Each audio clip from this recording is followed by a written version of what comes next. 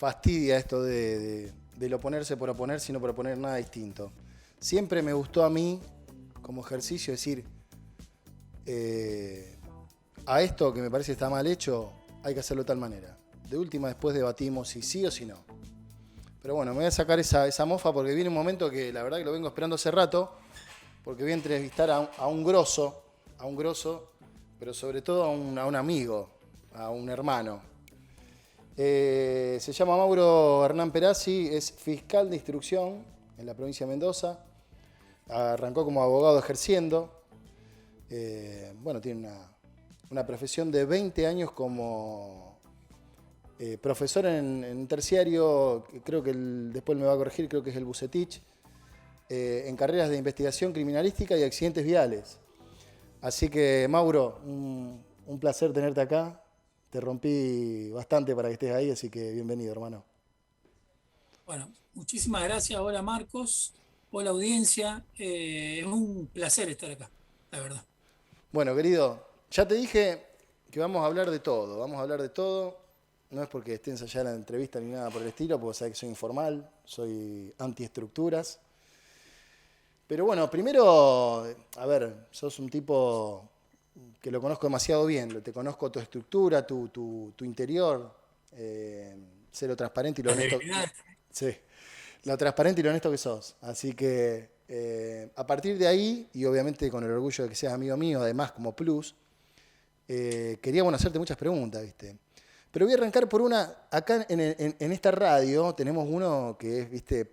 Marianito, que recién nos mandaba saludos, que está tratando de recuperarse un tema de salud, ojalá haya salido todo bien.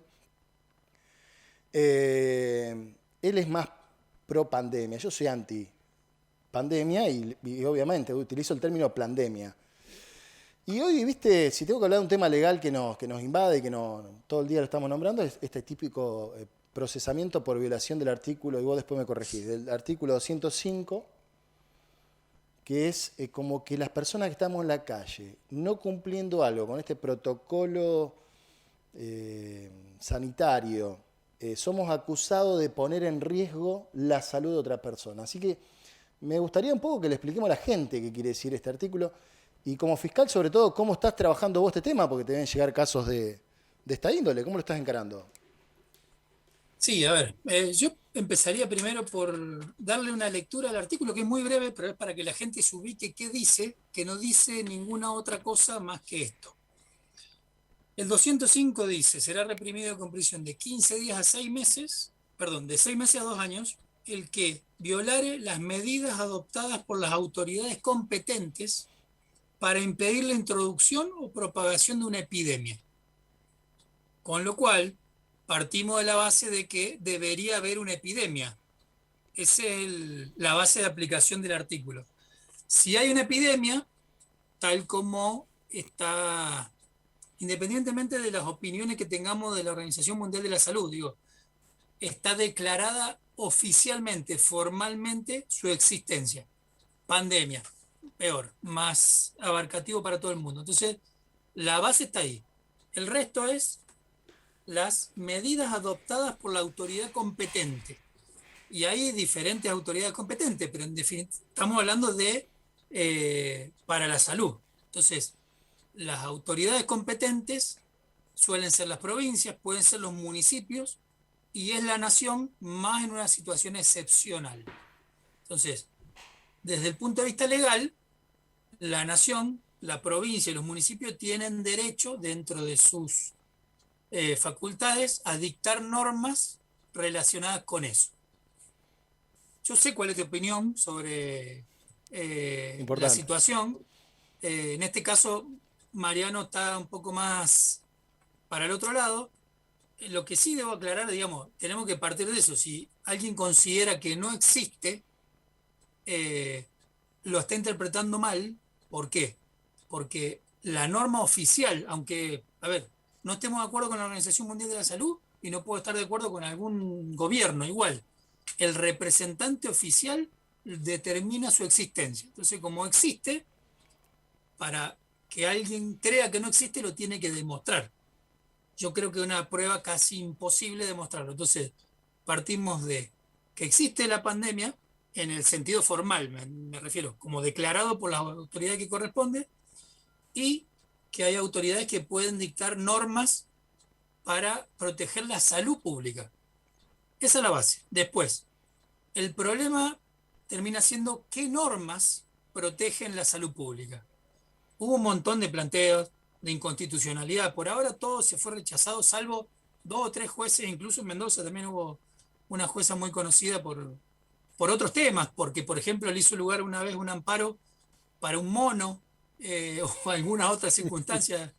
Me recuerda a alguna jueza de la ciudad de Rosario, de Pero alguna época un mono se que presentó en estaba ahí. tribunales a pedir un amparo, ¿no? No, alguien por el mono Ah, para tutelarlo. Bueno, pero digo, es conocida por algunas particularidades de la jueza raras, extrañas. Y bueno, y ella declaró inconstitucionalidad, se la revocaron y bueno, ahora está en la Corte. En general, tomando los parámetros de la Corte de la Nación, va a ser constitucional.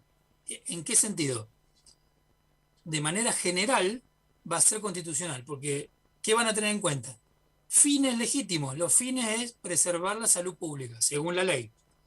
Y los medios utilizados para preservar esa salud pública, de manera general, son aceptados. ¿Por qué? Porque hay una ausencia de una medicación idónea que evite la propagación, porque no pide que no se contagien, sino evitar el contagio. Entonces, evita la propagación. No hay una medicación idónea hoy que evite la propagación. Y al ser una situación excepcional y generalizada, esas normas son válidas. ¿Qué pasa? En el caso concreto, puede haber que algún juez entienda que no es razonable esa medida. Por ejemplo, no me ha pasado acá en Mendoza, pero puede pasar y ha habido casos que lo hemos visto en la televisión, en distintos medios. Si va una persona sola en el vehículo y no tenía el barbijo, con la ventanilla cerrada y todo, y como hemos visto un caso que salió en los medios de comunicación, no me acuerdo de qué provincia, le hicieron una multa por eso, se lo llevaron tenido. Ese caso, que creo que era un médico incluso, ese caso, si lo analiza un juez, va a determinar que es irrazonable lo que, o debiera determinar, que es irrazonable lo que hizo el policía. Pero eso no implica que la ley sea inconstitucional, sino que lo que se pasó fue que se aplicó mal, porque la razonabilidad implicaría que en ese caso él bajo ningún motivo puede estar poniendo en peligro la salud pública. ahora, Un Mauro, ejemplo. sí, Sí. escúchame, porque es ilógico que a un sistema judicial saturado, que después vos me vas a contar sobre eso también, que vos tengas que resolver sobre si un tipo ponía en riesgo a alguien por manejar un auto sin barbijo, o sea, en todo caso a sí mismo, la verdad que no lo entiendo. Y, y- y qué cosas importantes debes dejar o debes tratar de atender con menor atención por atender este tipo de cuestiones, ¿no? O sea, ¿cuánto te complica a vos que te lleguen estas causas 205 que se van a resolver individualmente, por lo que vos acabas de explicar recién, y tenés en tu escritorio estos temas y en realidad en el otro lado tenés, a ver, ¿qué otros casos? Hablame de un caso grave que puedas tener sin dar datos, porque no los puede dar, pero, o sea, ¿qué te toca enfrentar? Decir, tengo que tener un 205 acá y acá tengo esto, dame un ejemplo. Bueno, a ver, puede ser una usurpación. El que tiene 2, 3, 4, 5 propiedades que no vive ahí no tiene problema. Pero si fue alguien, por ejemplo, me ha pasado, no últimamente, pero casos como paradigmáticos.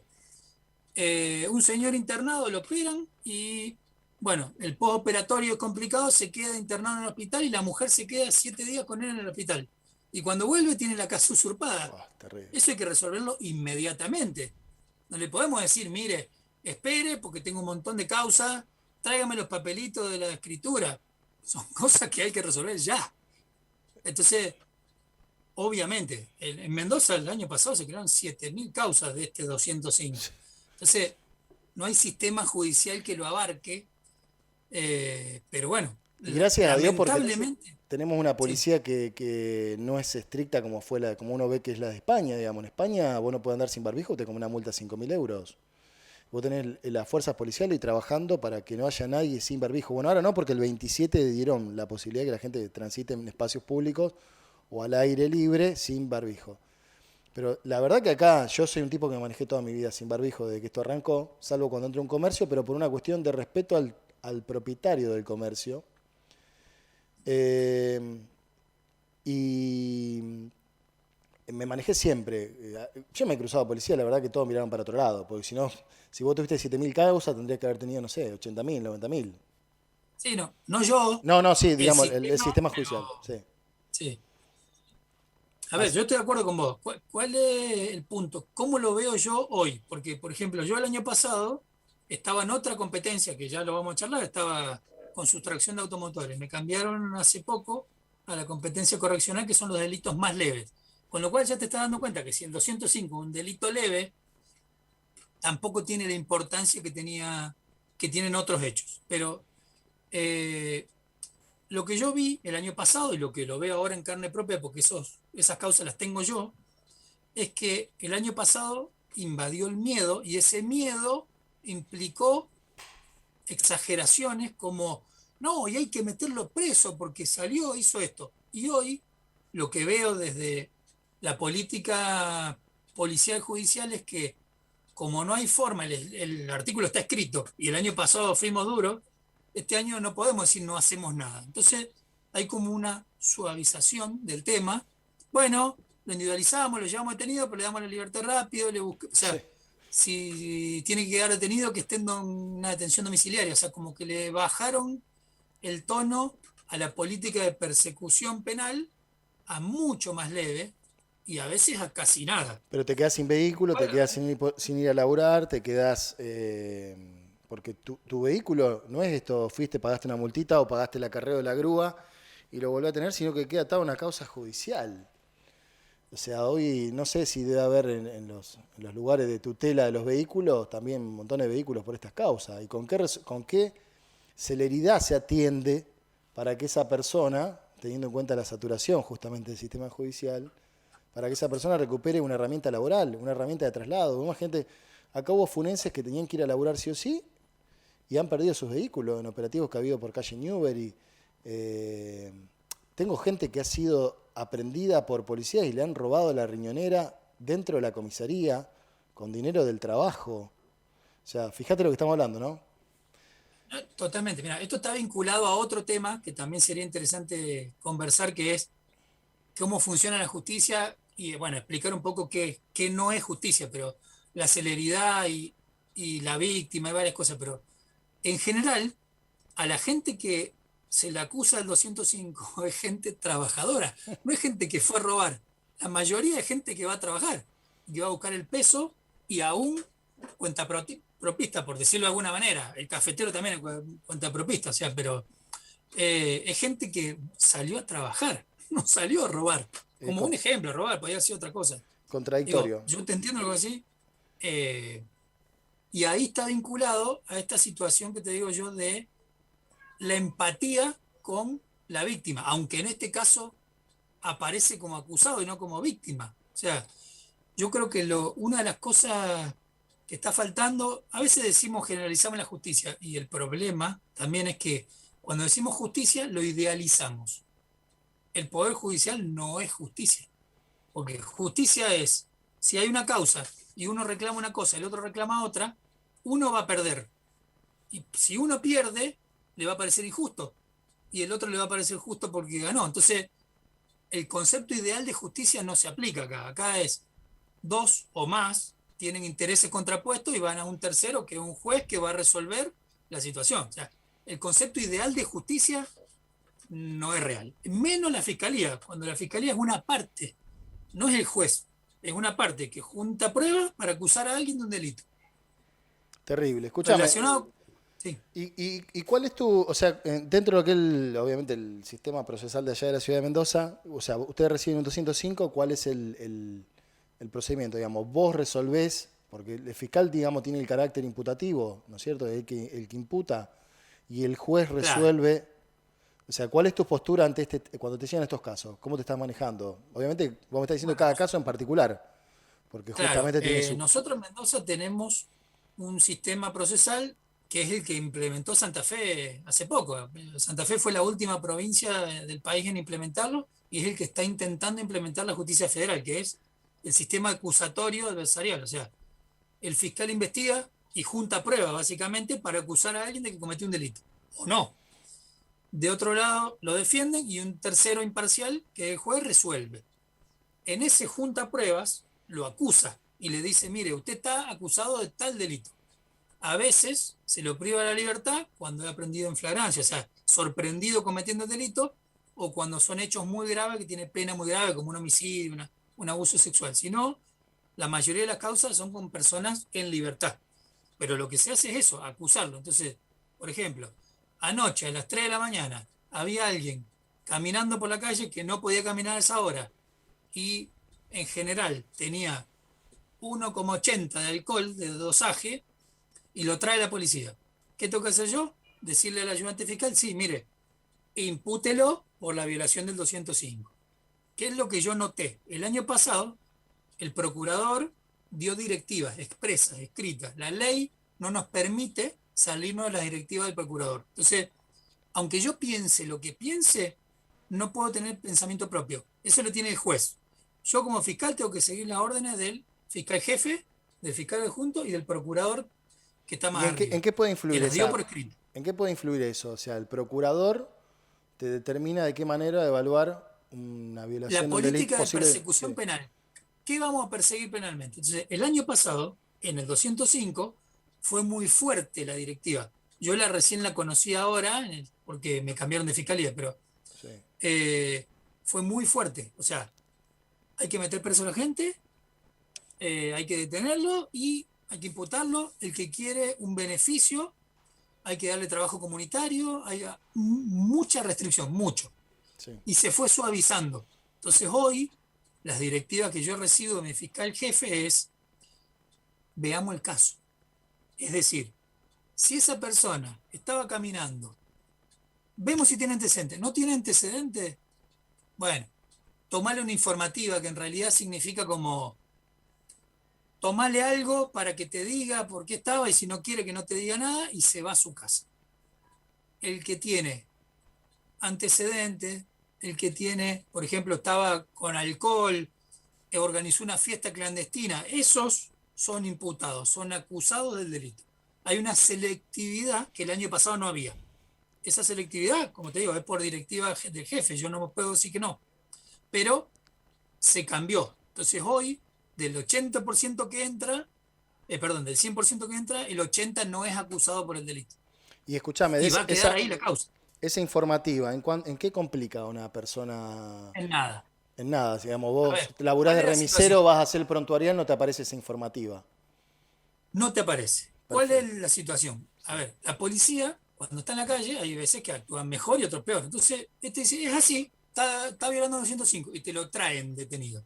Entonces, como te lo traen detenido, vos no podés decirle, mire, no hay delito, entonces aplicamos esta selectividad, que como te digo, es orden superior, que el año pasado no estaba. El año pasado todo adentro, todo. Este Directamente. año está esta selectividad que, a ver, en realidad deberíamos actuar con todo iguales. Y Pero escúchame, yo sé porque lo hemos hablado nosotros, ¿no? Debemos ser uno de los pocos que cuando alguna vez tomamos una cerveza hablamos de estas cosas. Eh, Vos hablaste recién de Santa Fe con su modificación del sistema procesal penal, Mendoza antes. Yo sé algunas diferencias. Acá se implementó, por ejemplo, el centro territorial de denuncia, una posibilidad para que la gente denuncie en otro lugar, pero la comisaría sigue siendo un lugar de reclusión de detenidos, un lugar donde vas a hacer una denuncia y el sumariante aparece cuando quiere, porque la verdad que no se entiende por qué no hay un sumariante de 24 horas o 3 sumariantes haciendo 8, 8 y 8. Seguimos con esa comisaría que puede ser distinta cuando el comisario tiene algún interés en particular de atender distinto a un vecino, pero si no, sigue siendo esa comisaría enemiga de la gente. Allá, ¿qué es lo que modificaron en el bueno, código ustedes? a ver, vamos a aclararle a la gente una cosa para que entienda. Primero, yo nací en Rosario, soy de la provincia de Santa Fe, viví en un pueblo en San Jorge, estudié en Santa Fe, o sea, yo llegué a Mendoza en el 2002, en febrero de 2002, una muy linda época para empezar a vivir después de la explosión de diciembre del 2001. Fue como fui a ver, a probar suerte.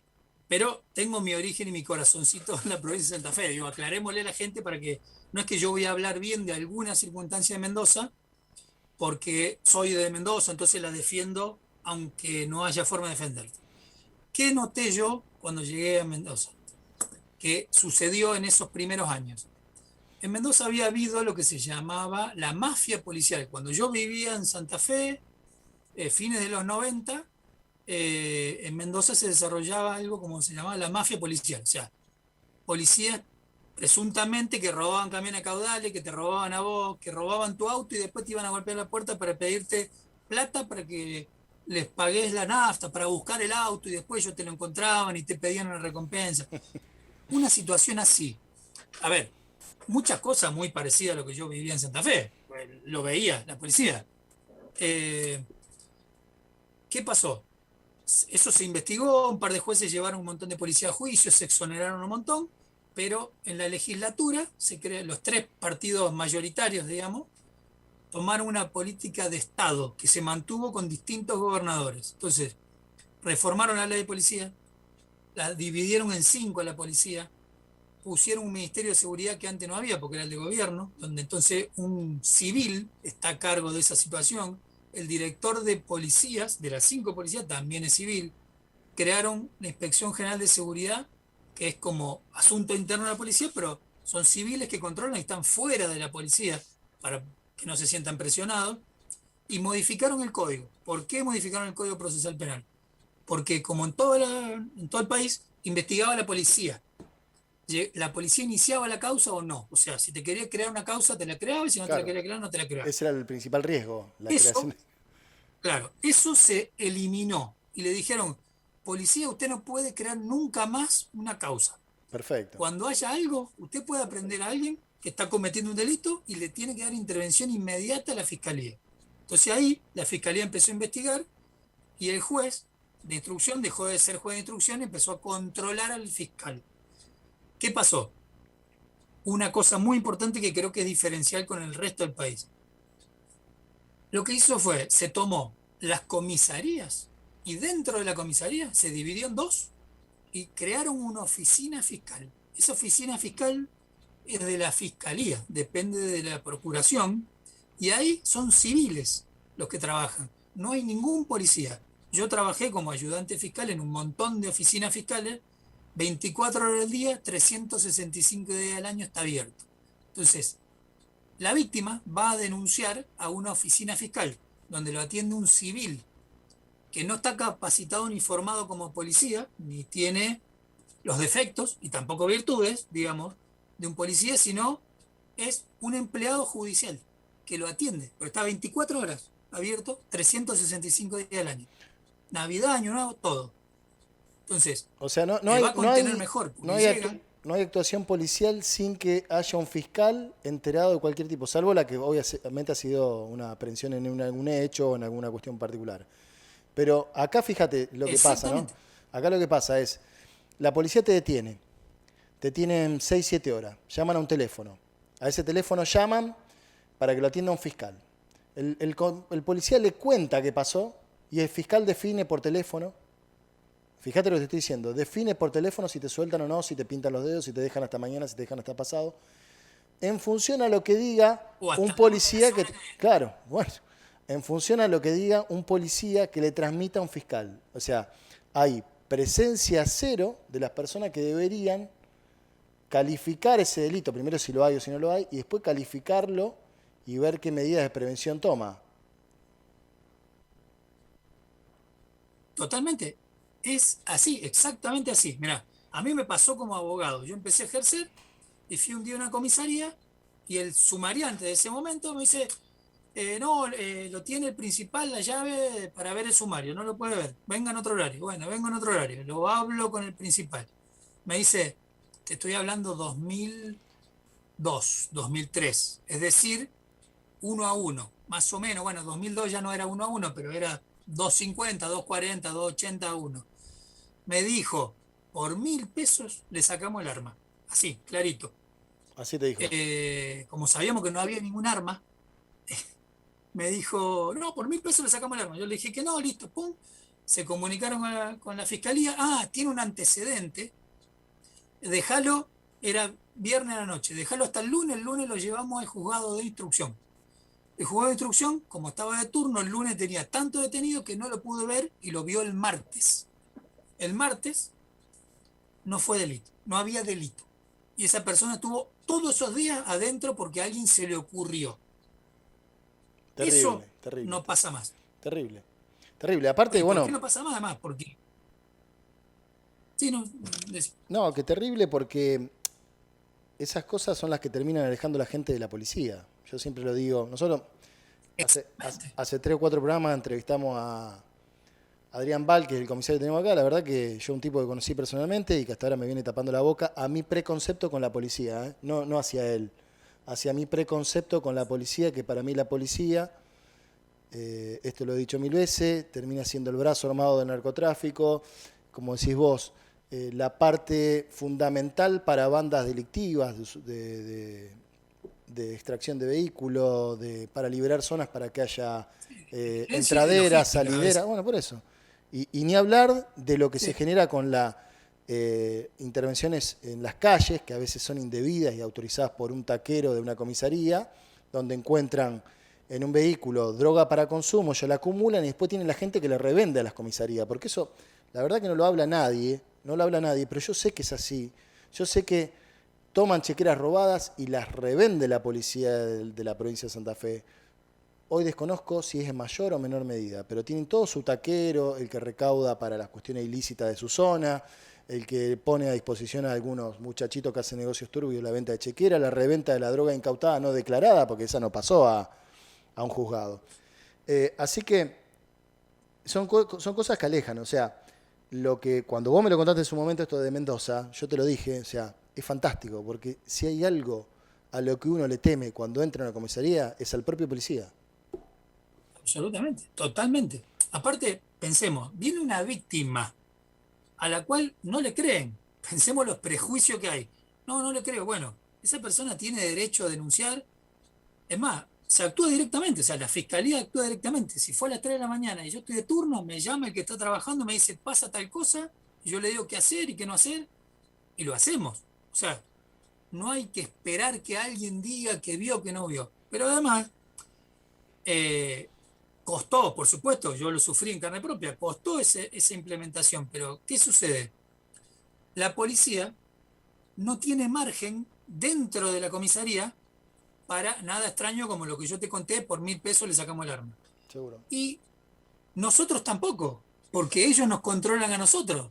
Hay doble libro detenido, lo anotan ellos y lo anotamos nosotros. O sea, y así un montón de cosas. El secuestro nos llega a nosotros y yo se lo doy a ellos para que ellos lo resguarden, la custodia. Pero el secuestro me llega a mí. Entonces, ese tipo de cosas fue mejorando, fue acercando la Bueno, gente a ahí, la oficina. ahí hablaste una palabrita que vamos. Yo te voy a contar algo que me pasó que me vino a la cabeza ahora. No, te juro, no tenía no lo tenía, pero me vino, ¿viste? Esa memoria emotiva que llega.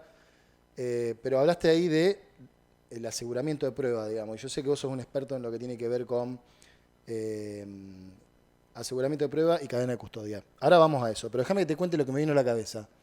Mi abuela en el 2003 tuvo un accidente y falleció en la ruta 34 con una persona que venía, un visitador médico, muerde un espejo de agua, se cruza, 10 de la mañana, un día de llovizna.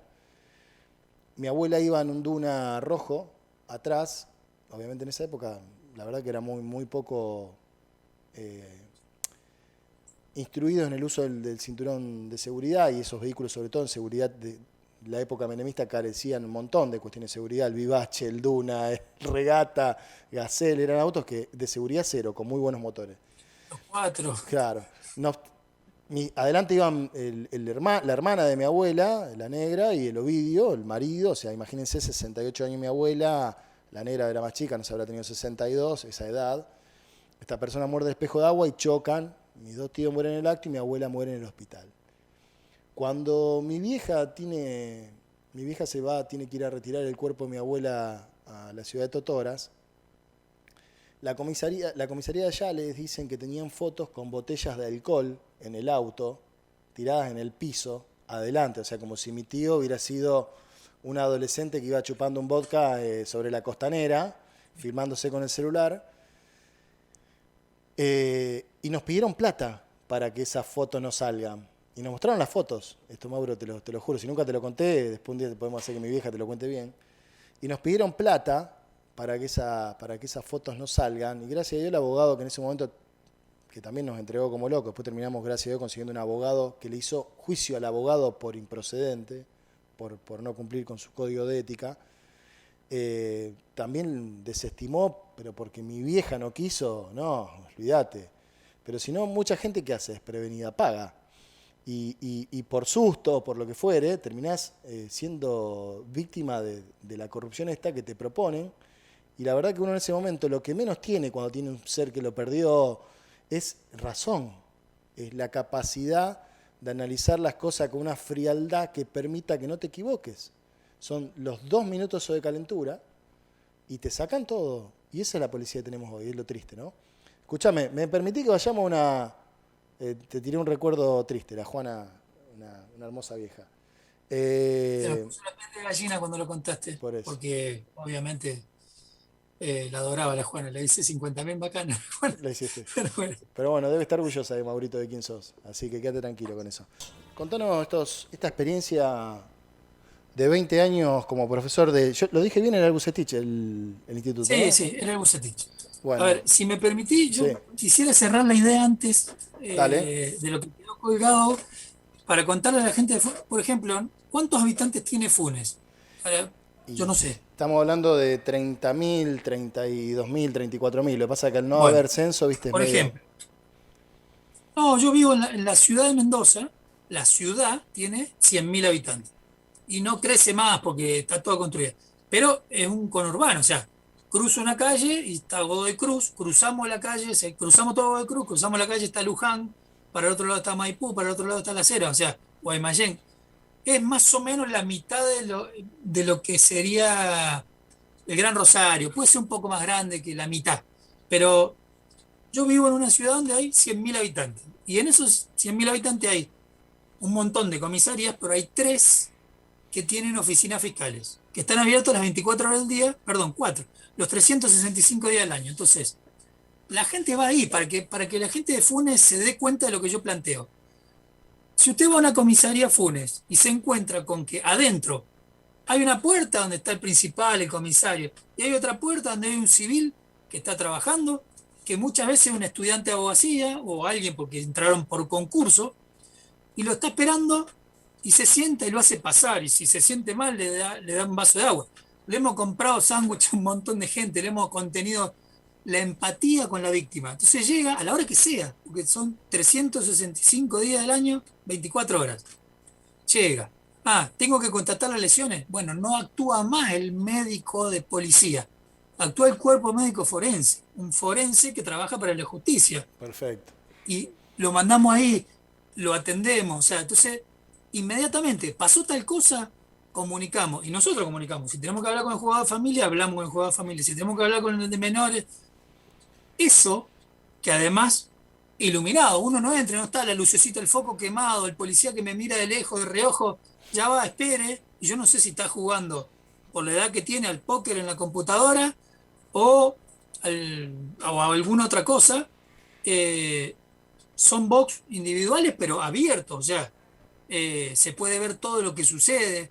La procuración, cada vez que hay una denuncia contra alguien, pone cámaras, hay cámaras para controlar al personal cuando trabaja y están grabadas las imágenes, con lo cual, si yo le digo que esperé 2 horas, la procuración tiene las imágenes para constatar si fueron 2 horas o no, y qué hacían esos personal mientras yo esperaba 2 horas.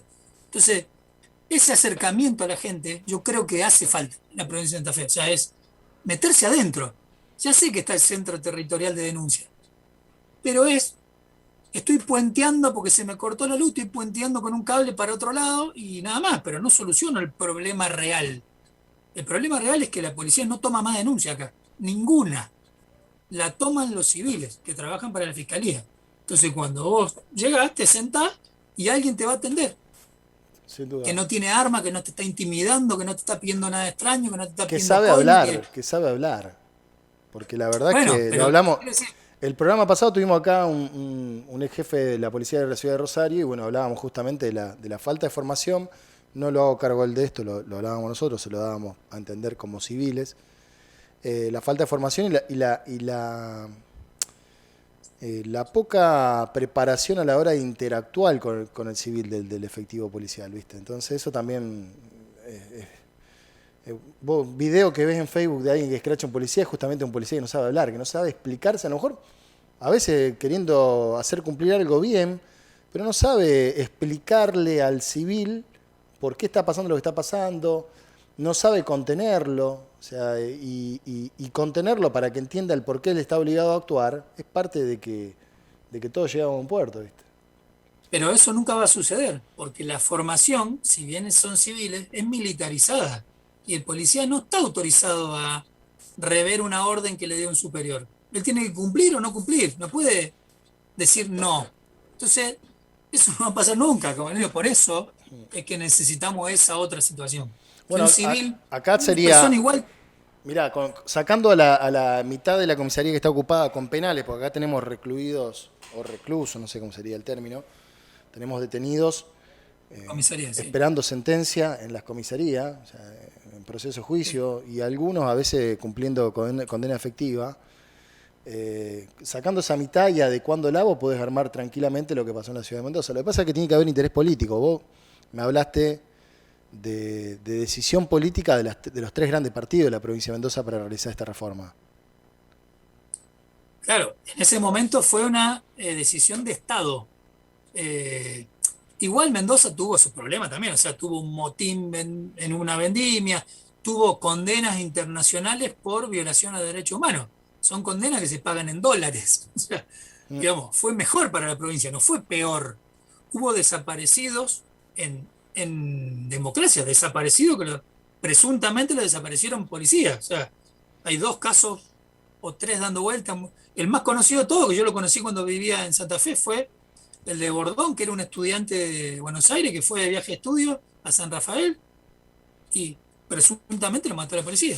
Y así hubo casos. Entonces digo, llegó un momento que explotó y los que tenían que tomar las decisiones tuvieron el coraje de tomarlas. Escuch- No es lo que se ve de afuera, por lo menos en la provincia de Santa Fe. Ese coraje no lo estoy notando. Desde lejos, no no, estoy tan al acá tanto, pero la Policía Judicial se no lo veo. encargó de investigar fiscales, se encargó de ser la herramienta de los senadores, que hoy están todos metidos por manejar cajas de negocios espurios en la provincia y tener como brazo territorial a la policía de la provincia de Santa Fe. La verdad que siempre vos lo sabés porque estás muy metido en el tema. Uno no tiene que generalizar, nunca se habla del 100%, se habla lamentablemente de un 60, 70, 80% de la policía que por mal paga, que por poco capacitada, que porque se metieron a la policía justamente para constituirse como brazo armado de alguien, termina ensuciando algo que debería ser lo que cuida al ciudadano, ¿no? Escuchame una cosa, ahí en este proceso, digamos, en este control a la policía, yo sé que cuando hay también procedimientos, ya los fiscales acompañan también, ya la policía no entra a un domicilio porque sí, siempre el fiscal acompañando toda la cadena de, digamos, los procesos policiales. Bueno, es que antes, por ejemplo, el policía llamaba al juez y le pedía el allanamiento. Hoy, que soy el fiscal, le tengo que pedir el allanamiento al juez. Yo lo tengo que convencer. Antes, el juez era el que tenía la causa judicial de la investigación. Entonces, él ordenaba su propio allanamiento. Si quería allanaba, si no, no. Hoy yo lo tengo que convencer. Entonces, para convencerlo tengo que tener motivos. Tengo que explicarle y decirle, haciéndome cargo, firmando digitalmente o en papel, pero firmando y diciéndole, mire, pasó esto, esta es una prueba que recolectamos y necesito allanar para esto. Entonces, ya la responsabilidad es otra, el filtro es otro. O sea, a mí me piden, por ejemplo, yo en la competencia anterior que estaba, que era la sustracción de automotores, la policía siempre tuvo una división sustracción de automotores, como una de drogas, de ese estilo. Bueno, siempre hubo una, que trabajaba solo, que hacía lo que quería. Las primeras veces me llenaban de pedido de allanamiento y le decían, no, no, no, y le explicábamos, le explicábamos, le explicábamos. O sea, yo creo que el primer año, si me pidieron 500 allanamientos, le dimos 20, así, 20. Y el último año, de 500 que me han pedido, le hemos dado 480. Que lo pedimos al juez y el juez no lo da. O sea, hay que trabajar con la policía, en conjunto, no hay que pelearse con la policía. Pero la dirección de la investigación es fiscal, no delegar. Pues si yo le digo al policía, hacé lo que vos quieras, hacé lo que vos sabés, ¿qué va a pasar? Hace lo que le enseñaron. ¿Y ¿Qué le enseñaron? Nada. qué sabe ese En policía realidad, a la hora de realizar estos procedimientos con ustedes, de hacer un allanamiento? O sea, ¿cuál es tu rol? ¿Te tocó capacitar mucha gente policía en el instituto? Que no... bueno, a ver, el instituto fue una mezcla interesante. Yo ejercía, tenía un estudio jurídico y surgió la posibilidad de dar clase en un instituto que se llama Bucetich, pero no es policial, o sea, es privado, pero estudiaban muchos policías porque estudiaban investigación criminalística, accidentología vial y documentología, que sería como caligrafía, una situación similar. ¿Por qué? Porque la escuela de policía, ahora un instituto universitario de seguridad pública, se estudia para policía. Nadie estudia ni para investigar, ni para investigación científica del delito, ni nada. Entonces, buscaron estudiar ahí. Solo había antes en la Policía Federal en Buenos Aires, en algún otro ámbito, pero no había en otro lado. Entonces, se creó ese organismo en el 2000 y en el 2002 yo empecé a dar clase ahí, hasta hoy que sigo dando clase. La mayoría eran policías al principio y hoy está más mezclado. Eso también me permitió, además de capacitar un montón de personas, me permitió comprenderlo, me permitió darme cuenta qué problemas tienen y cuáles son las realidades y cuál es la problemática interna de la policía, porque había gente que era chofer y no le pagaban el plus por chofer. Entonces dejó de ser chofer. Y si quería seguir siendo chofer, tenía que hacerse el psicológico para renovar el carnet todos los años. Y si iba el psicológico y la médica que estaba lo veía que más o menos, le sacaban el arma. Entonces, como le sacaban el arma, no podía hacer servicio extraordinario y cobrar un extra en otro lado. O sea, era un problema grande la policía. Y yo pude advertir esas situaciones en el ámbito de la interacción. También daban clase en ese lugar médicos forenses, especialistas de licenciación criminalística que eran de la policía científica que llegaban al lugar. Entonces, los últimos 20 años de Mendoza, donde se capacitó en la investigación científica del delito, yo los conozco a casi todos, porque fueron alumnos míos y algunos después llegaron a ser profesores, pero... Mirá que Y bien. ahí aprendí un montón de cosas, porque en definitiva, así como los policías le enseñan ser policías, prevención solamente, a mí me enseñaron abogacía en la escuela de leyes, en la universidad. No me enseñaron a investigar delitos. Entonces, yo hablaba con ellos, bueno, ¿y cómo hacen ustedes? ¿Y cómo hacían? Entonces yo tomaba la experiencia de ellos y la pasaba por el filtro de la ley nuestra a ver, ¿se puede o no se puede?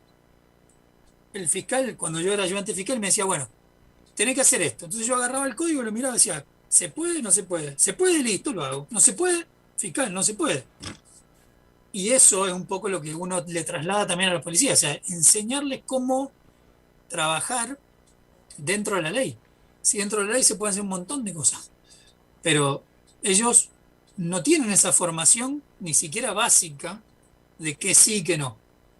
Entonces, y la interpretación propia, bueno, cada uno puede interpretar lo que quiere y no funciona así. ¿Y el instituto hoy cómo está? ¿Sigue creciendo? ¿La gente va tomando conciencia de esto? ¿La justicia le hace lugar a la gente que se está formando en el instituto? ¿Crees que van, digamos, medianamente de la mano una cosa, digamos, la demanda y la oferta? Sí, totalmente. Se han sumado muchos jóvenes a estudiar, depende de la racha, a veces es accidentología vial, a veces investigación criminalística, pero hay muchos judiciales que han estudiado y, a ver, cuando yo llegué, incluso a mí me tocó otra situación más que la agrego para que se entienda. Cuando yo llegué empecé a defender a algunos policías que trabajaban en lo que se llamaba policía científica, en balística, en accidentología vial, en identificación humana, eh, por distintos motivos administrativos, no le pagaban bien el sueldo, no le pagaban algunas cosas. A ver, tuve relación con esa gente, con mucha, incluso uno de ellos llegó a ser director de policía. Mucho después, yo no tuve más trato, o sea, lo defendí en esa época en cuestiones del Ministerio de Seguridad que les pagaban mal el sueldo, que los trasladaban arbitrariamente. Entonces, me vinculé con un montón de esa gente. En esa época, 2002, 2003, Policía Científica tenía 3 licenciados en criminalística y el resto nada. Policía con cargo de policía que fueron aprendiendo al andar. O sea, y hoy todos los que trabajan en Policía Científica, todos estudiaron o en el Bucetich, la mayoría, o en la Universidad Concagua, que se creó después, la carrera, todos tienen títulos. Entonces, Muy todos bueno. saben de lo que estamos hablando. Cuando van a un accidente de tránsito, saben medir, no miden con pasos y escriben en un mapa, que ni siquiera un croquis, 10 pasos, porque eso hacían antes, y lo hacían a mano. Hoy hacen planimetría, hacen un montón de cosas, tienen mediciones, y lo mismo en un homicidio. Antes iban a un homicidio, capaz que se ponían a fumar y tiraban las colillas de cigarrillo en el piso, contaminaban la escena. Hoy todos tienen capacitación, y se la pagaron ellos, no se la pagó la policía. Todos Por, tienen capacitación por en eso. vocación, vale más todavía, es vocación. Vocación, sí, sí, sí. Y bueno, ahí tuve, a ver, no tuve una gran trascendencia. Tengo relación con un montón, pero a mí no me, yo soy humilde. Yo creo que interactué con ellos para que ellos sean mejores y yo también soy mejor después de que me interactué con ellos. Muy bueno. Simbiosis. Escuchame una cosa, Claro. te voy a sacar un poco de lo contracturado, digamos. Te voy a llevar a algún lugar un poco más, capaz más incómodo, pero tirame una causa que vos decís que tuvo repercusión mediática, la más resonante de tu carrera como fiscal, ya sea en donde estabas antes, en la fiscalía que estabas antes, ahora. Uy, es un tema, a ver, la repercusión mediática en general está vinculada a la gravedad del hecho, pero no siempre. A ver, me ha pasado de todo. Si uno googlea, bueno, ya no aparezco más porque hay otras personas que están en homicidio, otras cosas. Antes, cuando estábamos divididos por departamentos, teníamos todos los delitos. Entonces, en un momento me llamaron, me acuerdo una mañana, de TN, de Canal 13, de Telefe, de todo. Yo no sabía por qué era.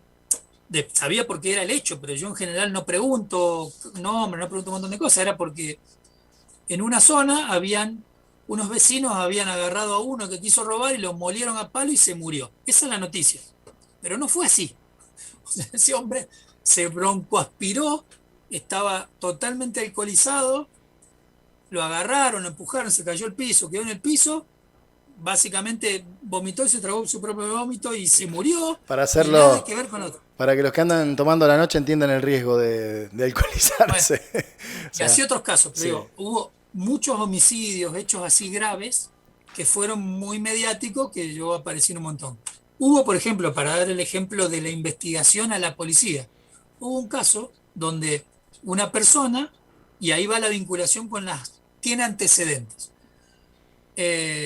Hubo un muchacho que tenía una carpintería, que estaba en su casa, sale con sus 2 nenas chiquitas en el auto, hace 3 cuadras, va a una panadería.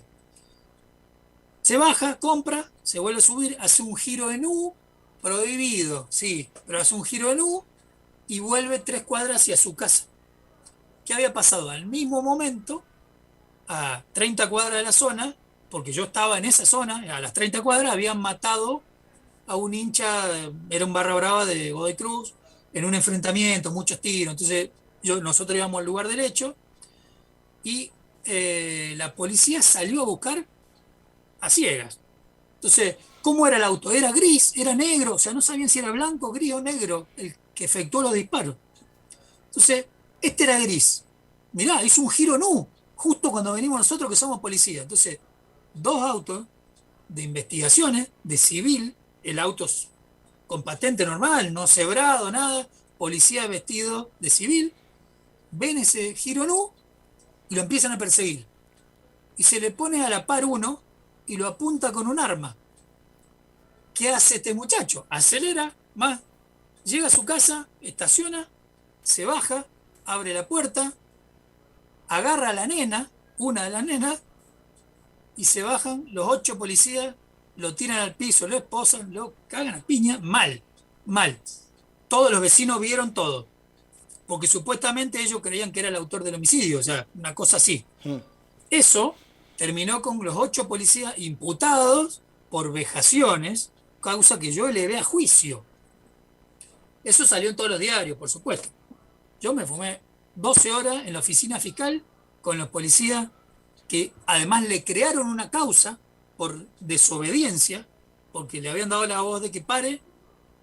Si yo se te pone alguien al lado, 4 tipos en un auto y te apuntan un arma, todo civil, ¿vos cómo sabes que son policías? ¿Vos crees que te van a robar? Pues seguramente. Bueno, es lo mismo que pensó este hombre. ¿Y, y qué era que decía que tenían antecedentes? Cuando la policía te creaba la causa, te creaba el antecedente él. Entonces, te prontuariaba él. Entonces, este hombre supuestamente tenía una causa del 2001 que cuando la policía lo llevó una vez y no pasó nada, porque la justicia dijo, acá no hay delito, pero Bueno, el antecedente le seguía existiendo. eso Por eso la es el importancia tema. de que no tomen causas la Claro, policía. es el Te tema. crean una causa. La famosa pintada de dedos que después tenés que explicar por qué la tenés, ¿no? Escúchame, y Entonces, te metiste con 8 policías. A ver, te voy a llevar a otro tema. me Eh, presionaron, sí, me me- presionaron. o sea, hay miedo, digamos. O sea, vos en tu función, ¿cuánto te sentís acompañado por el poder que representás? Digamos, ¿tenés hijos, tenés familia? ¿Cuáles son los principales miedos de lo tuyo? Y si querés contarnos alguna situación de presión muy en particular que hayas tenido, algo. A ver, eh, muchas cosas. Uno por ahí lo naturaliza y no se da cuenta. Amenaza recibimos un montón, o sea, porque a nadie le gusta que le pinten los dedos, oh, no, a vos te voy a matar. O sea, antes, como tenía el policía, la gente no le decía nada al policía. O a lo mejor alguno más atrevido sí le decía. Hoy, si está enfrente mío, sentado en la fiscalía y le estamos notificando un delito, se enojan, a veces te amenazan. O sea, más en las oficinas fiscales, en el primer momento ha pasado, pero son cuestiones menores. Le ha pasado no a mí, pero a un colega muy cercano, donde en un momento estaba en un juicio de un homicidio. Un homicidio de los que hay en Rosario también, o sea, un homicidio narco. Eh, y él era el fiscal acusador y le mandaron a amenazar a la familia y otras cosas más que no se publicitaron, pero también mandaron a amenazar al juez de la causa. Yo me lo enteré por otro lado porque soy amigo del juez y me enteré muchos años después, pero le mandaron a la familia a amenazar. Él vivía en un barrio cerrado y con seguridad privada y le mandaron una notita a la seguridad privada diciéndole tal cosa. Y en ese momento, que había otro procurador, no es el que está ahora, le dijo, mire, arréglese, pida seguridad a la policía, pero usted tiene que acusar igual y hacer el juicio igual. Si usted no lo hace, yo le voy a pedir el Yuri y lo van a echar. O sea, ese fue el respaldo que tuvo el procurador. Ninguno. Cero. Hoy la cosa es distinta. Acá no te amenazan, te cagan a tiro la casa directamente y bueno, tenés que seguir o Bueno, seguir. por eso digo, a ver, esto voy a ser absolutamente sincero, es un pensamiento propio, no es institucional lo que voy a decir, pero yo creo que no ha habido hechos graves porque no se han animado. Porque, a ver, nosotros somos civiles exactamente iguales que el resto, salvo el que quiera pedir un permiso para portar armas porque le gustan las armas, porque nosotros no tenemos armas. O sea, donde vivo yo, que es una zona residencial de clase media, eh, hubo en 2 años y medio más o menos 7 homicidios a la redonda, de diferentes tipos, de diferentes cosas, pero hubo. Entonces, somos civiles igual que el resto. Eso también nos permite tener la empatía con la víctima, digamos, porque somos de carne y hueso, porque no nos metemos en una limusina con los vidrios polarizados y no nos enteramos. Pero te Yo voy a obligan a eso, comprar. Mauro. Te llevan a eso, porque vos hablaste antes de un juez en un barrio privado. O sea, uno cree que la justicia o un fiscal o la gente que tiene que hacer valer la ley termina en un barrio cerrado porque transó con alguien y tiene mucha plata, más allá de la que declaran que hacen controles todo el tiempo.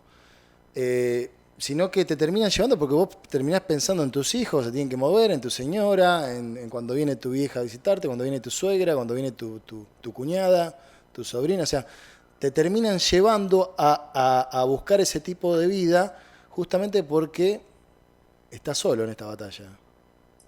Bueno, a ver, eso sí, está solo. O sea, el acompañamiento institucional lo tenés, pero la institución también es civil. No tiene policía, no tiene nada. ¿Y qué hacemos? Le pido que me pongan un policía que me acompañe a trabajar. y mi familia, o sea, es una situación que no tiene solución, como no tiene solución para el gerente de un banco, como para otro, digo, no necesariamente como para un montón de policías que vuelven a su casa en el barrio y hay un montón de delincuentes que le tienen ganas, por lo menos de robar el arma. No te digo de hacerle. eh, Pasa. Y hay otras presiones más que son políticas, que no son necesariamente esta inseguridad. Eh, Anécdota, me pasó. A mí me designaron, yo rendí y salí primero en el concurso. Primero en el escrito, primero en el oral. Sí o sí, no había ninguna forma de que no me designaran. Había cargos de sobra. Sin embargo, designaron a 4 antes que yo y después a mí me designaron quinto. Cuestión política, yo no me meto. El sistema está armado así. Después, si querés, lo conversamos. Lo hemos conversado tomando algún café, alguna cosa, pero el sistema está armado así. Me interesa, vos sabés que En eso ese me interesa. contexto, siendo interino sería porque es una designación mientras la legislatura te designa. Eh, a mí me tocaba trabajar así y un día me llama alguien de la procuración y me dice, mira, el otro fiscal se apartó porque el abogado defensor es el novio de la madre, entonces te pasa a vos. Esta persona que está en libertad hay que detenerla. Así. 3 meses creo que tenía de fiscal yo. Entonces yo le dije, bueno, voy a mirar la causa. Miré la causa completa, llamé por teléfono y le dije a la mano derecha del procurador. Le dije, imposible. Ya lo miré por todos lados, no hay posibilidad. Está sometido a proceso, fijó fianza, viene a firmar todas las semanas, un montón de cosas. No hay forma. Pero acá les dejo el expediente. Mírenlo. Los abogados auxiliares de la procuración, que son abogados que redactan dictámenes para el procurador, se los dejo, mírenlo. Si se les ocurre algo, me avisan. 2 horas después me dicen, tenés razón, venía a buscar el expediente, no hay nada que hacer. Obvio que me sentí presionado y obvio que los tenía preocupadísimos. ¿Qué pasa si me decían, bueno, listo, y mañana salía diciéndole revocamos la designación? Podía pasar. Pero ese límite que yo puse hizo que no me llamaran nunca más, nunca más. Y yo conozco que a otros colegas lo llaman, porque le conocen Es la debilidades o mano, porque es le la dicen mano que de la sí. política, ¿no? Ahí en las decisiones de ustedes. Vos me contaste una vuelta, capaz que te meto en un quilombo con esto, pero bueno, no importa, vamos. Puede pasar. Te llamó Patricia Bullrich una vez, no me acuerdo por qué caso había sido. Ah, bueno, sí. No, bueno, pero, a ver, bueno, ese fue un caso mediático, yo no lo comenté Sí. porque no me acordaba de eso. Ahora que me lo decís, sí. ¿Te la compliqué? Hubo dos Decime, ¿te la compliqué? mendocinas. ¿Te la compliqué? No, para nada, no. Ah, Hubo bueno, dos bueno. mendocinas Igual si te la compliqué me que. gusta, no, no quiero que te echen, pero... No, no, pero no, aparte yo hice lo que correspondía. Fue un sábado y domingo que otro fiscal estaba de turno y se tomó 2 días de licencia y lo reemplacé yo, con toda La buena onda. la ley. Bueno, entonces toda la puntería. Dos mendocinas que habían ido de vacaciones a Ecuador, a Montañitas, creo que se llamaba el lugar, las terminan matando en Ecuador. En un lugar desértico, pero de playa. Las matan, las violan y las matan. Así. Entonces, fue en Ecuador. Tema terminado. Se presenta la madre a la oficina fiscal y denuncia que mi hija no aparece. No nos habíamos enterado de que habían muerto, sino que no las encontraban. Una semana, 2 semanas, nadie sabía nada de ellas. Le tomamos la denuncia, yo intervengo y me doy cuenta y empiezo a hablar con Interpol. Y en ese momento fue que encuentran los cuerpos en Ecuador. Y entonces, como entre sábado y domingo, pasó de todo. Entonces me llama Bullrich, que era la ministra de Seguridad de la Nación, y me llamó el ministro de Seguridad de la provincia, y hablé con la vicegobernadora, y todos me llamaron por estas mismas circunstancias. O sea, la realidad era que desde Mendoza no podíamos hacer nada, porque imaginemos esto, matan y siempre decimos yanqui, bueno, un estadounidense en Argentina, lo matan. ¿Va a venir gente de Estados Unidos acá a investigar a la Argentina el homicidio de él? ¿Y a nosotros nos va a parecer bien? No, lo tenemos que investigar nosotros. Entonces, Seguro. lo mismo pasaba con Ecuador. Yo le explicaba que no podíamos meternos allá, pero igual, todas las medidas que yo pude hacer procesales, pedir cosas, mandar, buscar, todo lo hice. Si había que sacar ADN acá de los familiares y mandarlo, yo me ofrecí a hacer todo lo que no tenía nada que ver con mi cargo, pero que nadie quería hacer. Y ahí está, como le digo, la empatía con la víctima. Entonces, ese fue un caso muy conocido que me llamaron todos, pero todos era para hacer. Entonces, no había presiones ahí. Eh, Era la política queriendo salir en la foto, porque digamos es como decir, mirá Patricia Bullrich cómo se ocupa del caso de dos argentinas vacacionando allá, digamos. Era más una cuestión de peinarse, salir en la foto y decir, estamos hablando con los y todos fiscales. salieron en la foto menos yo, te digo. Sí, Pero bueno, viste, es bueno, así. Siempre funciona así. obvio. Escúchame, ahondame el tema de los nombramientos, porque esto de la política como órgano supremo, yo no hablo del poder legislativo o el poder ejecutivo como órgano supremo, hablo de la política, porque la verdad que el brazo político parece que manejara todo, ¿no? Después, cuánto es por bien propio o cuánto en bien de otros, lo debatimos luego, ¿no? No es en este punto, pero lo de los nombramientos, Sí, qué triste, ¿no? Que no ocupen los cargos tipos como vos, independientes, y sobre todo tipos capacitados, porque ¿cuántas veces rendiste para juez, Mauro? 5. ¿Y? Igual te digo, en los Sí. mismos concursos que rendí yo, los últimos 2 aprobados rindieron 10 veces. La vez décima aprobaron. O sea, ya no Eh, podían cajonearlos más, digamos, el mérito ya era impostergable. sí, yo no me interesó seguir intentando con eso. Pero bueno, alguna vez lo hemos conversado, esta situación, y a ver, es un círculo vicioso. Eh, el sistema en general, digo, después cada provincia puede variar alguna cosa, pero muy pequeña. El sistema en general está así. El poder ejecutivo y el poder legislativo tienen legitimación directa porque es por votación, salvo los ministros que los elige el presidente o el gobernador, pero los vota la gente. El Poder Judicial no los vota la gente. ¿Quién lo designa? Lo designa el presidente o el gobernador con acuerdo del Senado. Entonces, lo designa la política. O sea, yo no me puedo quejar de la calidad de lo que está designado si sé cómo funciona el sistema de designación. O sea, hay, evolucionó mucho, se creó un consejo de la magistratura, se toman exámenes técnicos, antes se designaba a dedo y listo, nadie tomaba examen de nada. La disimulan un Pero, poco ahora, se encargaron de disimularla. bueno, a ver, hay otras exigencias que es más difícil sortear, pero igual el que está capacitado las va a sortear. Y después la decisión es, se arma una terna y el presidente o el gobernador elige uno de los tres, no el primero, porque por eso le mandan una terna. Elige uno de los tres y lo manda al Senado y el Senado le da el acuerdo o no para la designación. Antes de eso, ¿qué sucede? Que por eso yo contaba lo de interino. A veces hay vacantes, hay cargos que están vacíos porque alguien ascendió o se jubiló o se murió o renunció o lo echaron, lo que sea. Entonces hay cargos vacantes. La justicia tiene que funcionar, pero alguien tiene que firmar, hacerse cargo de ese lugar. Entonces, capaz que hay 20 aprobados para ese cargo y nadie designado. Y no lo designan.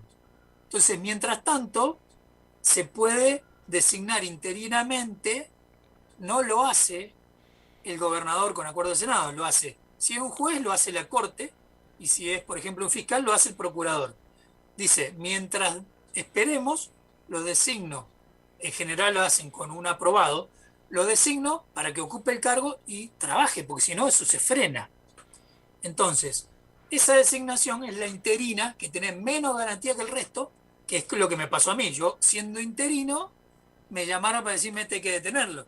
Y yo le Claro. dije, no, pero si le decía sí, todavía hoy me estarían pidiendo que le lave el auto el sábado. Eh, bueno, entonces, Es la prueba de fuego esa, el bautismo. bueno, claro, es el límite moral que hay que tener, o ético, para no mezclar, que hay que tener cada uno, pero hay que tener coraje para decir que no o que sí. Como lo hace otro con otra cosa, como lo hace la empleada de una panadería con el jefe cuando la invita, medio la obliga a tener sexo y ella le para. O sea, ese coraje no es de los fiscales, digo, es Es de la del persona, ser la humano integridad de para la cualquier persona. acto. Pues claro, para cualquier acto de la vida. Sí, sí, sí, Entonces, sí, sí. Sí. no necesariamente porque soy fiscal soy más valiente, no. Eh, entonces, bueno, son designados el gobernador y el presidente con acuerdo del Senado. ¿cómo lo destituimos? A esa persona la destituimos con un jury de enjuiciamiento. ¿Quiénes integran el jury? Por ejemplo, en Mendoza lo integran los 7 ministros de la Corte, 7 legisladores, perdón, 7 diputados y 7 senadores. Con lo cual son 14 legisladores Contra 7. y 7 ministros de la Corte. No hay ninguna duda que la mayoría es legislativa. Entonces, te designa la política y te destituye la política. Entonces, no hay ninguna posibilidad de que no haya influencia política. Si después, como digo, cada uno tiene el coraje para plantarse o para no presionarse, es distinto. Pero no nos podemos quejar de que hay algunos casos muy obvios que después el Consejo de la Magistratura lo defiende y dice, no le vamos a hacer, no lo vamos a sancionar, porque está vinculado a la política. Y a veces no eligen los técnicos, los mejores técnicamente, sino eligen los que quieren poner para cumplir una función.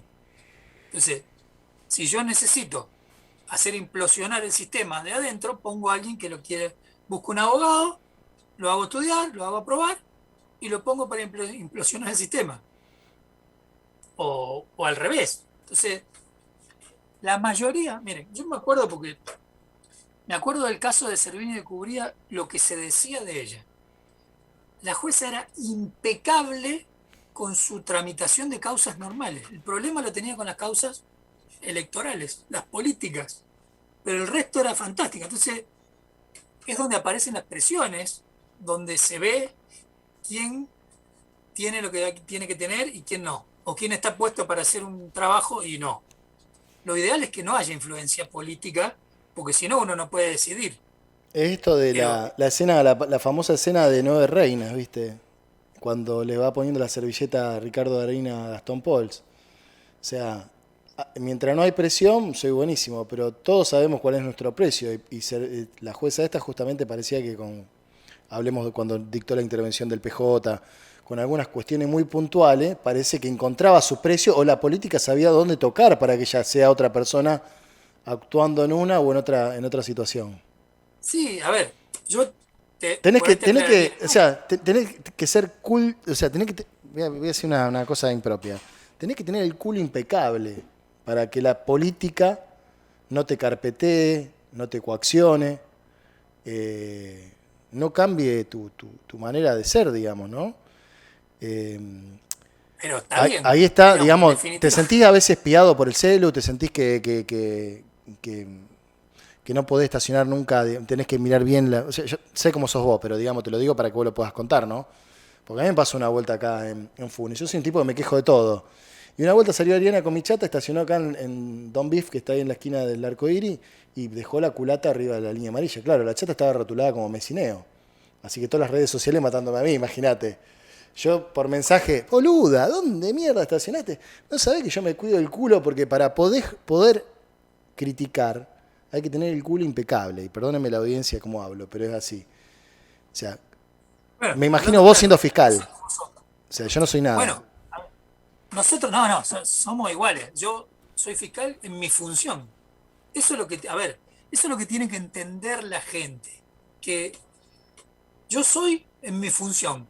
Y cuando salgo, tengo que ser igual al resto. No tengo que creerme que soy mejor o que soy superior. Lo que pasa que, bueno, a ver, como vos te consta, yo vengo de abajo, yo soy de un pueblo y vengo de clase media, media baja, media, pero vengo de abajo. En general la justicia está siempre con el establishment, en general, siempre fue así.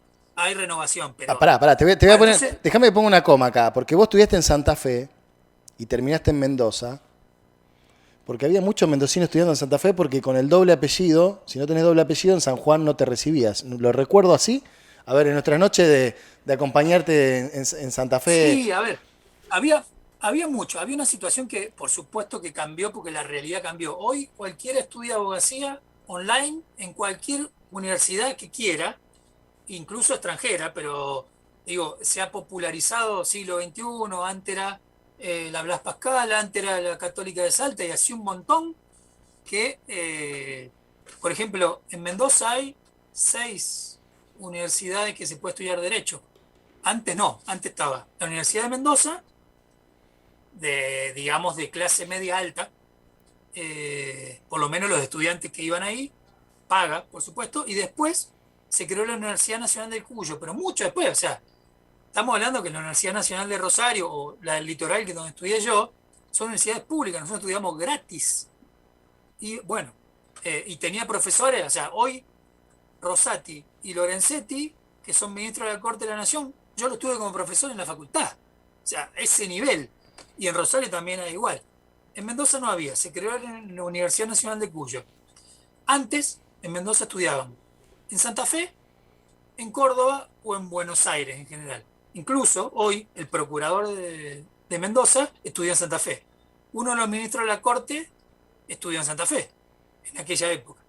Entonces, no había. Cuando se crearon estas, una se pagaba cara, la otra parece que fue muy exigente en cuanto a los requisitos para aprobar, y yo, desde mi punto de vista, tomando materias que son ridículas. O sea, hoy, ¿qué sentido tiene que yo estudie derecho romano?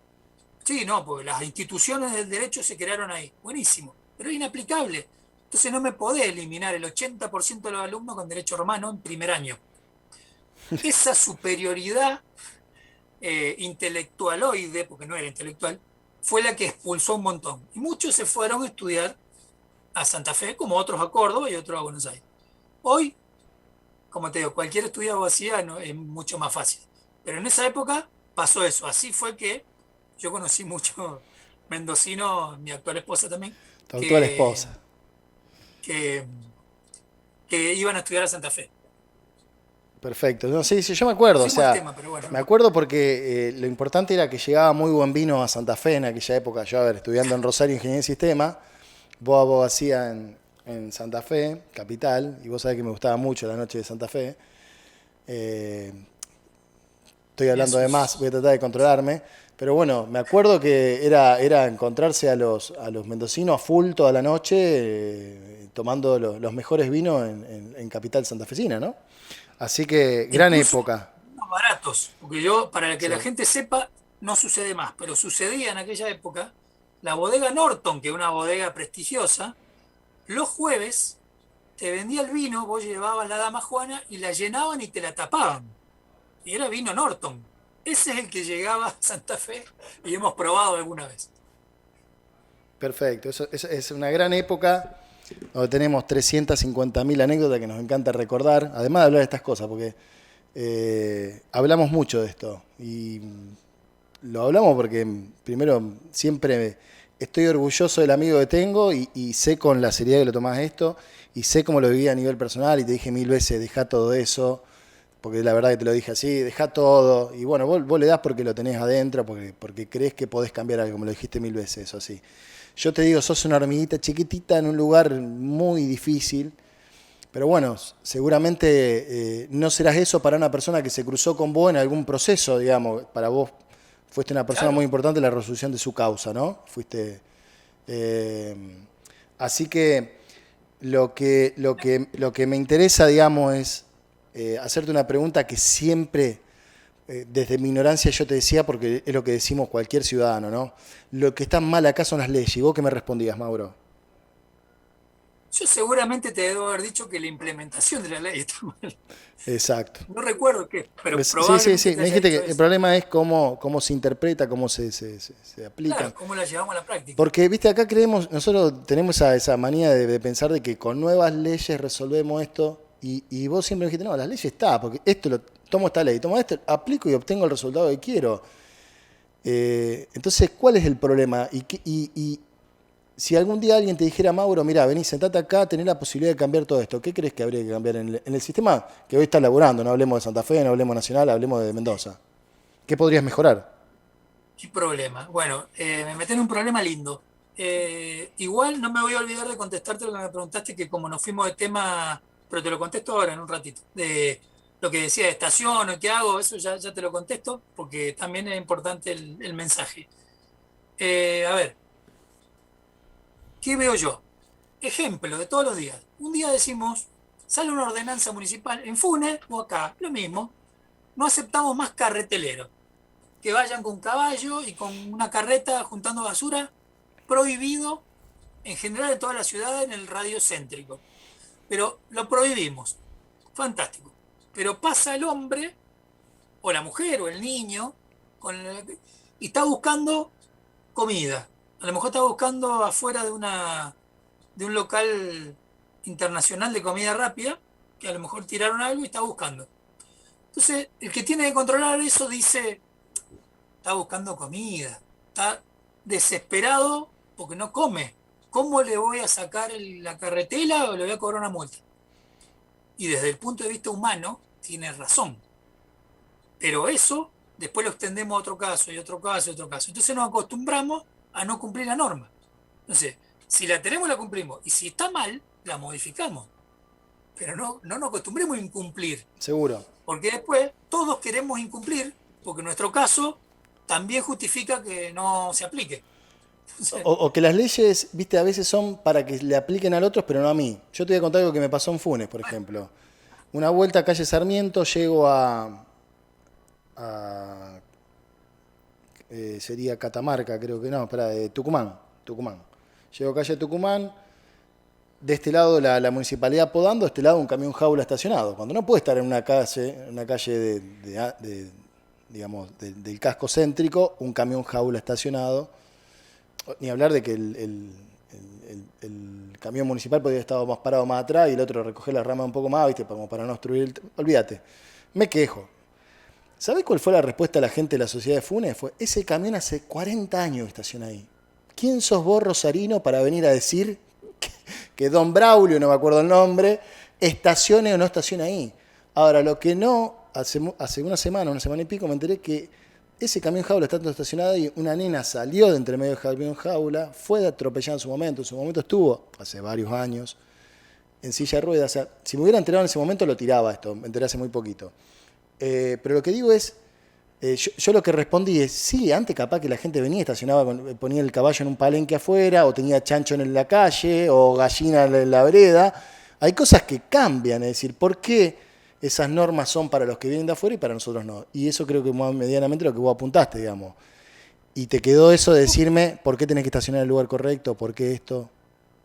bueno, a ver, más allá de que es un pensamiento propio, yo creo que también la mayor presión que yo siento no es de la política ni es de los familiares de los delincuentes. A ver, si uno cree que lo que está haciendo es lo correcto, no se siente presionado por hacer lo correcto. La presión es por hacer lo incorrecto. Pero si uno hace lo correcto, cree que tiene la razón, entonces no está presionado. ¿Cuál es la mayor presión que yo siento y que es como que me siento en deuda si no lo hago? Es la imagen que yo transmito. O sea, yo tengo que dar el ejemplo. Entonces, mira, te voy a dar un ejemplo tonto, pero me pasó muchísimos años de tener problemas con la constancia de pago del seguro, porque yo quería salir con la constancia de pago del seguro. No tengo ganas de pelearme con ningún policía. Voy a decir, pero hoy que lo puedo acreditar en el teléfono, la sigo imprimiendo en mi casa y la llevo en papel. Y vos dirás, qué estupidez. Sí, pero pasa por ahí, porque yo no tengo ninguna duda que cuando me cruce un policía y me quiera en general pedir plata y por eso me busque los defectos, yo no quiero que me los encuentre, porque vamos a terminar mal.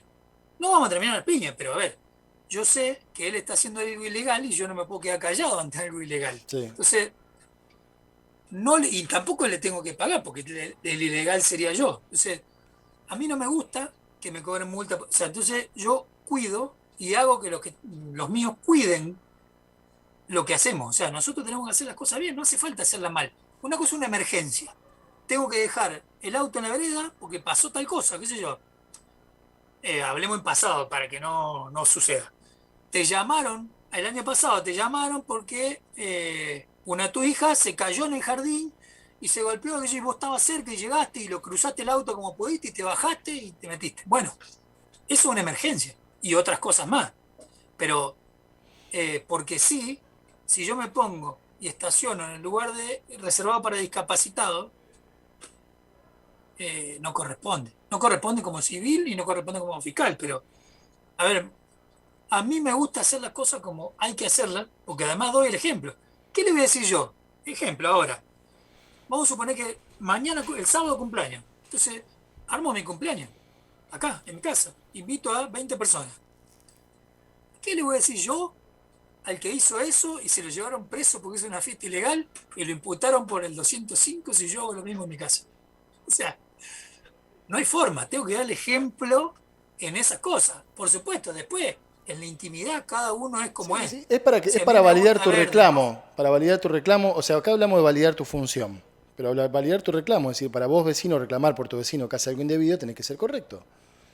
Si vos te querés quejar de algo a tu vecino, porque tu vecino, no sé, te deja el auto estacionado en tu garage, y bueno, fíjate vos si estás tirando los residuos cloacales a la zanja, por ejemplo, digo, claro. una estupidez, pero Yo siempre usaba siempre hay que una reclamar, frase claro, decímela. muy simple, que era, si vos me pedís respeto, respetame. O sea, vos me estás exigiendo que yo te respete, pero vos no me estás respetando. Porque en definitiva somos adultos, la gente se entiende hablando, debería entenderse hablando. Después cuando nos ponemos caprichosos cada uno, no. Pero si nos hablamos, nos tenemos que entender, Escúchame, por lo Mauro, menos. ¿cómo te ves de acá a 5 años? Uy, bueno, mira, ¿qué estoy viendo? En 5 años, mi hijo más chico, no te lo conté el otro día, pero ahora te lo cuento, se van a enterar todos. Mi hijo más chico está en séptimo grado, salió abanderado de la escuela, primer promedio. El otro había salido segundo cuando estuvo, era el segundo promedio, más allá que hubo O una manito negra ahí, el Luchi. hubo, sí, el Luchi salió abanderado. Digo para calcular, el año que viene empieza la secundaria, en 5 años, o sea, yo calculo que en 5 años estoy viviendo en la misma casa, en el mismo lugar, teniendo el mismo trabajo, probablemente haga lo que hace 10 12 años estoy relegando, que es tanto en el Bucetich, que damos clase con mi esposa, ella un año antes que yo, y yo llevamos 20 años, 21 años dando clase. Y sobre materias que no hay material, que nunca se escribieron libros, en definitiva, porque a nadie le interesa, los peritos. Entonces, ya tengo uno en camino. Si logramos sacarlo este año, octubre, tendremos el libro en la calle. Y yo creo que en estos 5 años, si le doy importancia a eso, que hace mucho que lo vengo dejando de lado, deberíamos tener 4 o 5 libros más, que no son difíciles porque es lo que dimos durante 20 años y percibimos, trabajamos en la práctica y estudiamos en la intelectualidad durante 20 años. Y que además no hay. Y te doy un ejemplo, ¿por qué no hay? Vos mencionabas antes el aseguramiento de prueba y la cadena de custodia. A mí me gusta ser humilde, no hablo mucho de eso, pero yo podría ser considerado un experto en ese tema en Argentina, con, con vinculación con profesores del Bucetich. En el 2010 sacamos un libro, el primero en la Argentina que hablaba de cadena de custodia. Lo escribimos con un licenciado en criminalística y una licenciada en ciencias sociales y penales, y yo abogado, los tres. Juntamos interdisciplinariamente, estudiamos el tema. Lo empezamos a analizar el tema en el 2005, 5 años antes. ¿Por qué? Porque yo ingresé como ayudante fiscal y veía en la práctica lo que leía en los libros. Y ahí empezamos. Y llegamos a un punto que dijimos, en Argentina no se hace esto.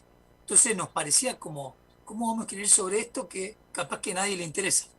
Hoy en Argentina se habla de esto. Este año salió el segundo libro que existe en Argentina de este tema, que lo escribieron otros, 10 años después. Terrible. Y en el mundo la cadena de custodia es obvia. En 1992 en Costa Rica fue la primera sentencia en Latinoamérica. 92. Fíjense que estamos casi en 2022. Y ahora en Argentina solo se habla de cadena de custodia en la causa de femicidio, porque hay un protocolo que habla de esto. Entonces, Te vi en esa exposición que hiciste hace un mes y pico ahí hablando de esto.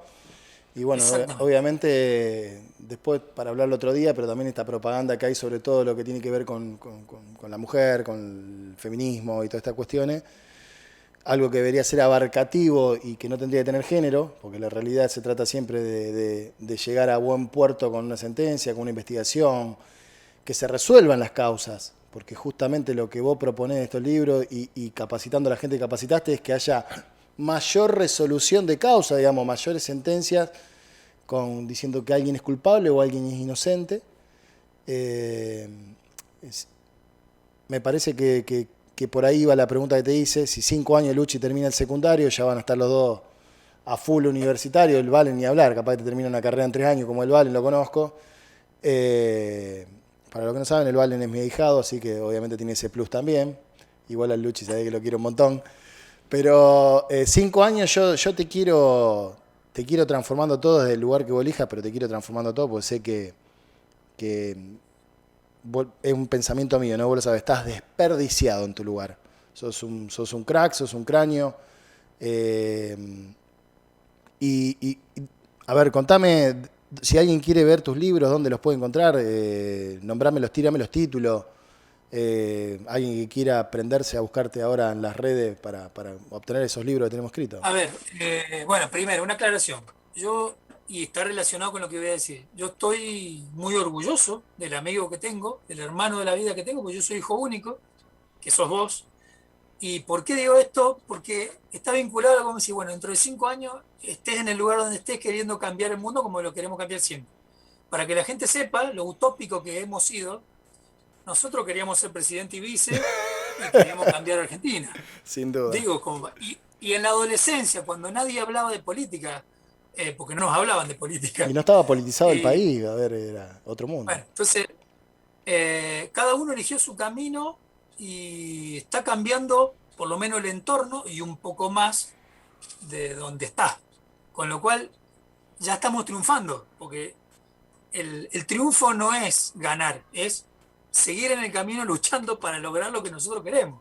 Entonces, ya hemos triunfado al estar en el camino luchando. Eh, yo creo que en algún tiempo voy a volver a intentar ser juez, pero porque ese te da otras herramientas para poder hacer justicia. Como digo, yo hoy sigo directiva del fiscal jefe y del fiscal adjunto y del procurador, y el juez puede despedirse como sea, pero igual lo importante es transmitir las enseñanzas, lo que uno fue andando y eh, de alguna manera tratar de cambiar lo que lo rodea a uno para que sea mejor. O sea, humildemente, uno no tiene que decir, bueno, hace esto así y después sí que te lo expliqué yo. Si siempre se hizo así, mantengámoslo. Y si se hizo mal, cambiémoslo para hacerlo mejor. Exacto. En ese sentido, los libros, por eso los libros. El único que tuvo 2 ediciones, es el de Cadena de Custodia, que está agotado. Incluso la segunda edición nosotros lo sacamos con un CD, un DVD, que venía de regalo, mirá la prehistoria de lo que estamos hablando, un DVD, con ejercicios eh, para investigar y para saber cómo mirar y prestar atención a un montón de cosas. Yo lo que propongo, porque en definitiva no tengo ningún inconveniente, es, si querés yo te lo paso por WhatsApp porque está en PDF y lo compartimos a quien le interese, que te mande el que le interese y se meta. Debe estar en algún lado, yo no he buscado por la red, pero debe estar por ahí, Está pirateado, decís porque vos. cada uno que me lo pide yo se lo mando Por por eso. PDF, no tengo Sí. problema. La idea es que sea mejor, eso fue un aporte a la sociedad, o sea, era cómo resguardar la prueba para que ni causar impunidad para que alguien quede libre, ni incriminar a alguien que sea inocente. Porque hemos visto de todo. Hemos visto cuando la ropa del abusador, presunto abusador, la ponían en la misma bolsa que la ropa de la víctima. Y después el ADN daba positivo. Y sí, bueno. Terrible. eh, hemos Escúchame, visto de todo. hermanito, te agradezco de corazón que hayas estado conmigo. Sabés lo que te quiero. Mauro Hernán Perazzi, lo digo yo, un crack en lo que tiene que ver con aseguramiento de prueba y cadena de custodia. Eh, Tiene 45 años, un poquito más viejo que yo, apenitas, Te y queda poco. tiene mucho para aportarle a esta sociedad. Estoy seguro que en los 20, 30 años que le quedan de seguir tirando del hilo hasta que se decida a viajar, a disfrutar un poco, cosa que siempre también le rompa un poco le rompa un poco los huevos. Eh, Hasta que se decida, tiene mucho para aportarle a esta sociedad. Así que orgulloso, hermano, no la aflojes. Y bueno, siempre, siempre juntos.